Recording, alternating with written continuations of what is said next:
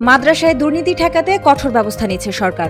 দৈনিক সংবাদ দিগন্ত পত্রিকার সাথে যুক্ত আছি আমি সাইমা ইসলাম। পিরোজপুরের মঠবাড়িয়া উপজেলার টিকিকাটা আব্দুল ওহাব মহিলা আলিম মাদ্রাসার অধ্যক্ষ মাওলানা বেলায়েত হোসেনের বিরুদ্ধে নিয়োগ বাণিজ্য সহ প্রায় ৩২ লাখ টাকা দুর্নীতির অভিযোগ উঠেছে। মাদ্রাসা শিক্ষা অধিদপ্তরের তদন্ত প্রতিবেদনে উঠে এসেছে দেশব্যাপী অন্তত ৫০টি মাদ্রাসা প্রধানের বিরুদ্ধে আর্থিক দুর্নীতি ও অন্যান্য অনিয়মের অভিযোগ রয়েছে। তদন্তে দেখা গেছে কম্পিউটার ল্যাব অপারেটর, অফিস সহকারী, নৈশ প্রহরী সহ বিভিন্ন পদে নিয়োগের নামে অধ্যক্ষরা টাকা গ্রহণ করেছেন। অনিয়মের শিকার প্রার্থীরা পরীক্ষা বা নোটিশ থেকে বঞ্চিত হয়েছেন। এছাড়া কিছু ক্ষেত্রে সইজাল, ভুয়া নথি ও আদেশে পরিবর্তনের অভিযোগও পাওয়া গেছে। মাদ্রাসা অধিদপ্তর ইতিমধ্যে অধ্যক্ষ বেলায়েত হোসেন ও বেশ কয়েকজন মাদ্রাসা প্রধানের এমপিও স্থগিত করেছে। পঞ্চগড়, কক্সবাজার, শেরপুর, ময়মনসিংহ, নেত্রকোনা, বরগুনা, নওগাঁ, কিশোরগঞ্জ সহ বিভিন্ন জেলার মাদ্রাসার অধ্যক্ষ ও শিক্ষকরা দুর্নীতি ও অনিয়মের কারণে সাময়িক বা স্থায়ীভাবে এমপিও থেকে বঞ্চিত হয়েছেন। উপপরিচালক মোহাম্মদ আরিফুর রহমান মজুমদার বাংলা ট্রিবিউনকে বলেন,